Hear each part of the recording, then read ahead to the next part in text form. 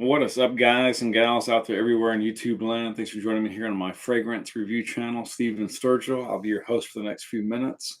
Today, guys, once again, we're taking a look at Mercedes-Benz and this glorious, incredible bottle.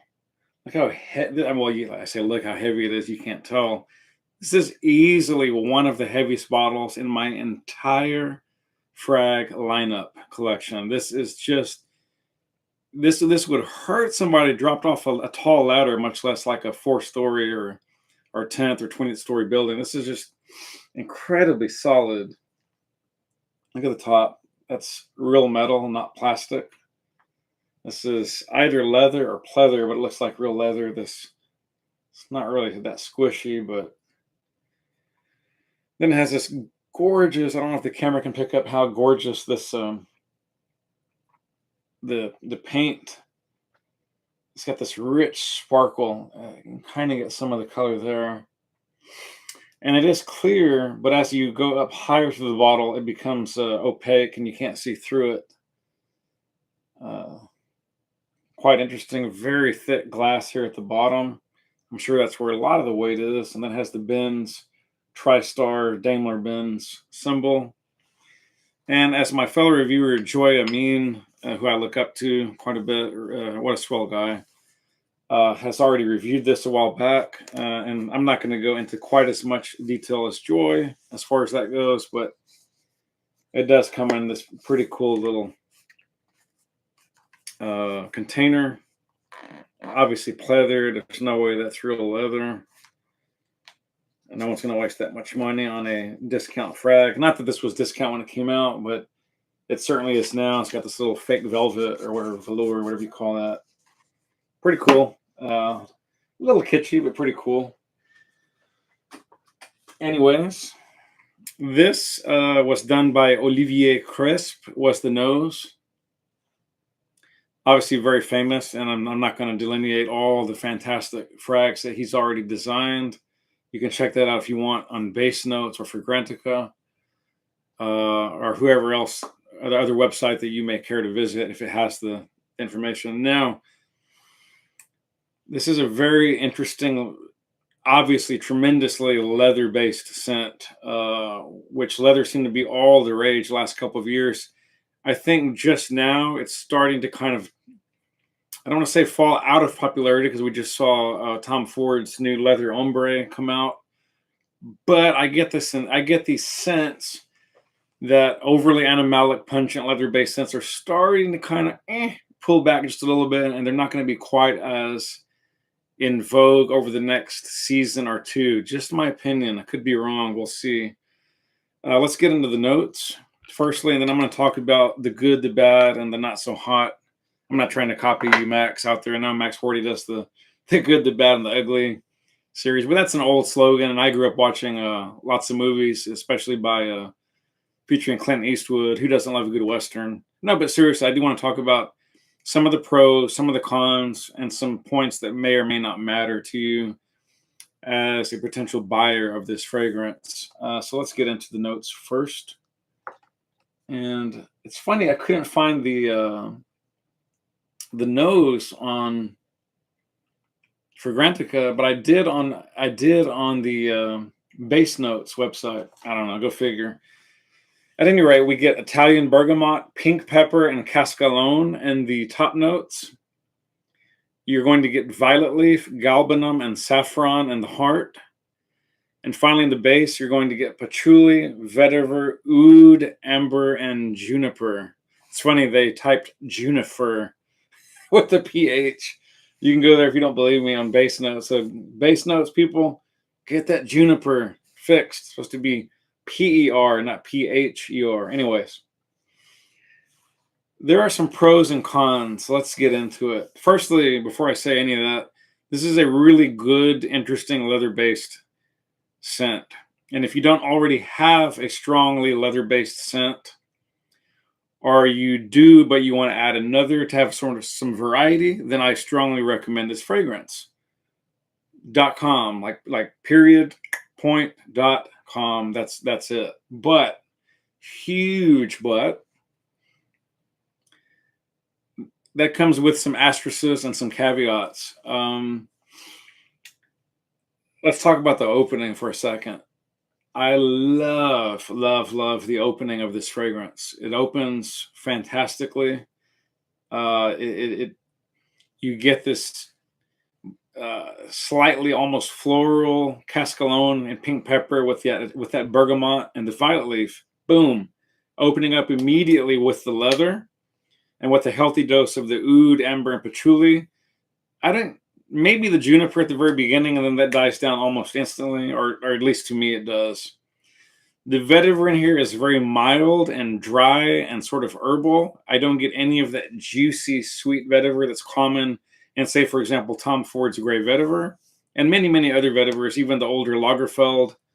Uh, I think it was Lagerfeld that had a vetiver, really cheap discount, very good looking bottle. I think it's called Royal Vetiver. Correct me if I'm wrong, but I think it's called Royal Vetiver.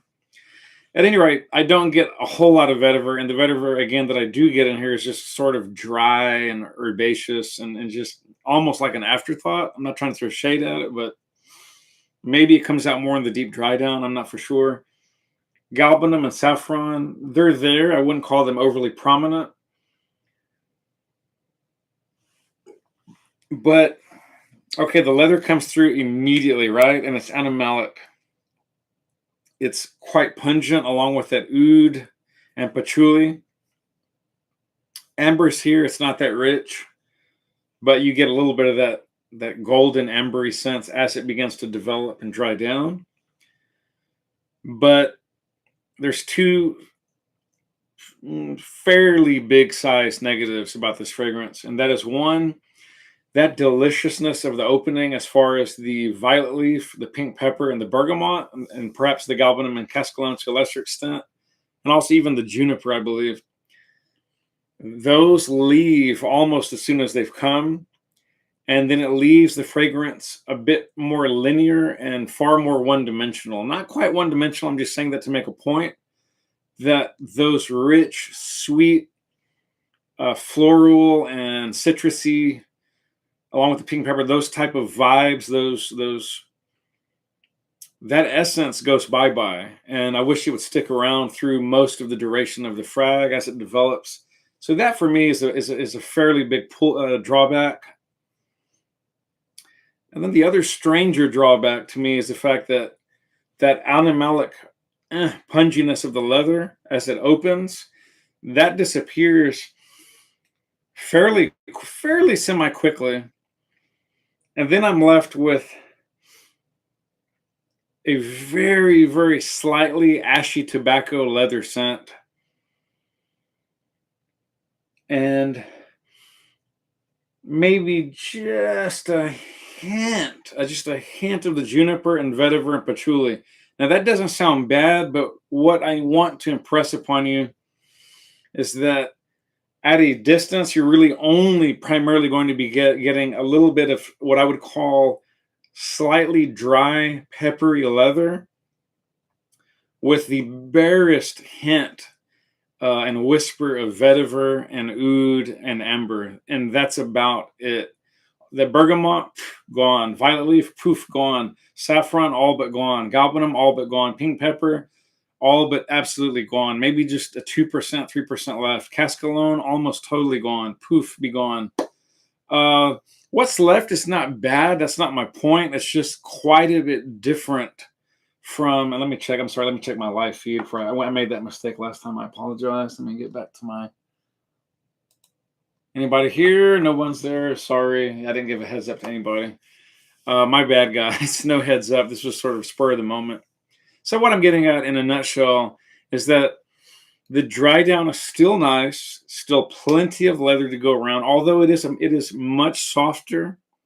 Sillage has dropped tremendously, projections dropped tremendously, and it's not nearly as interesting a portrait as that opening provides. It's a much more simplistic, linear. Sure, there are a few notes there, but most of them have all but died away. And I'm primarily only getting a slightly peppery, very light hint of vetiver and patchouli, but primarily just leather and a hint of I don't know, either a hint of the pink pepper or a hint of the what was that other ingredient I mentioned? Of the juniper, yes, the juniper, and that's about it. So don't get me wrong, this can be had, guys, for about 45 bucks for this glorious 100 mils, I assume. Is that 100 mils or 120? Let's see. 120. Yeah, that's 120. A full 4-ounce bottle for around 45 plus shipping. Or that's a lot of quality juice. Again, this is a Le Parfum concentration, and glorious presentation. I just wish that opening would really just try to stick around a lot longer.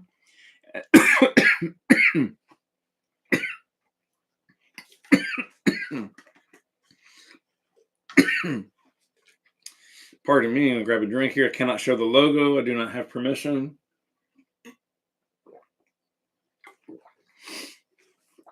For those of you in the know, it's a popular healthy sports drink alternative, kind of like those tea fruit drinks, and it is having to do with the flavor of peach. No, it's not Snapple.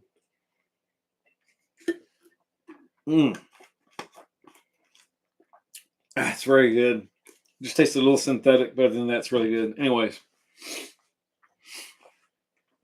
Okay, so in closing, this can be had for about $45 US, and I think that when it initially dropped, I think this bottle was going for about 125, possibly as high as 150. I can't be sure on that, but I'm pretty sure it was going for at least 125 when it first hit the market. So to get something of that price point for $45 that's a no-brainer. This is an excellent leather-based scent. I really, if I've seemed overly harsh or critical or negative, let's not get it twisted. This is still a fairly spectacular leather-based scent, but it's not as fantastic as some of the newer, higher dollar uh, options. It's not quite niche, almost. And after that opening, it gets far less interesting for me. Still very good, mind you. Still very good, very good. And again, though, projection and sillage are not what I would call fantastic after the first 15 to 30 minutes. Still good. I'm not at all saying this just disappears and vanishes. That's poppycock, and that's quite ridiculous. But it probably should have been amped up just a bit, and I wish they'd worked more on keeping those top notes somehow, I don't know, more fixatives or something like that. Those should have stood around. If they'd stood around, I would be bowing down at the altar of Mercedes-Benz, saying that this is one of the greatest frags of all time. If it could contain that opening through the duration, or at least the majority of the development process of this perfume, then it would just be staggeringly good. Unfortunately, after the first 5 to 10 minutes, most of those interesting opening notes vanish into thin air.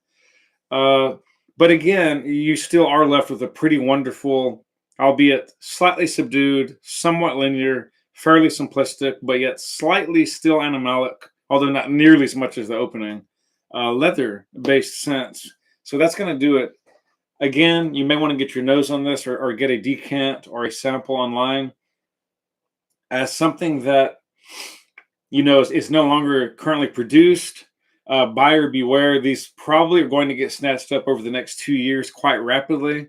And in the process, the price is going to go up until they're all gone. And some evil Nimrod out there or lucky guy skunk will be charging, 500 or more a bottle at the end of 2 to 3 years from now. So for what it's worth, buyer beware. If you're a big time leather guy or gal and that's your thing, that's your main niche or flavor, of the month or of the year, you just like to rock leather scents, by all means grab it before it's gone or grab it before the price starts going back north. On that note, I wish I'd bought some old used Ferraris a couple years ago when I could have pulled the trigger easily. I could have gotten like a 308, a 328, even a 355. At the time, the 355 had dropped, I think, down to as low as like 40 to 45,000. 308s at one point, I think, hit like 20, literally 20, 25,000. Testarossas had dropped all the way to like 49,000. And now all of those have gone up between $30,000 to $50,000 a pop. It just shows you guys that the collector's market is crazy. It's crazy. You can think something's just going down, down, down, sleep on it, turn around a year later, and poof, you can't buy one for love nor money unless you're willing to spend just like an arm and a leg. And it's just kind of highly annoying. And it makes you really wish you'd bought like a crate full. You could just be selling them on eBay or Amazon or whatever websites are out there. At any rate, guys, this can be had again on the discounters and eBay and Amazon's, I think, for around $45 to $55 a bottle. That's a no-brainer for a frag that debuted at around $125 a bottle, I want to say. Beautiful production. Excellent scent for what it is. Again, you've already heard my negatives. I'm not going to waste time anymore talking about all that. You be the judge. Get your nose on this by sample, by decant, or just pull the trigger and wait for the price to go north. That's going to do it, guys. We're going to catch up next time. I hope you've enjoyed this review of Mercedes-Benz Le Parfum Concentration. And again, that's a lot of fragrance to be had for $45 to $55. We're going to wrap it up here. And if you've enjoyed, please subscribe and click the bell for future updates. Spray often, spray well, live life on your terms, not someone else's. Peace out, guys. Love you all.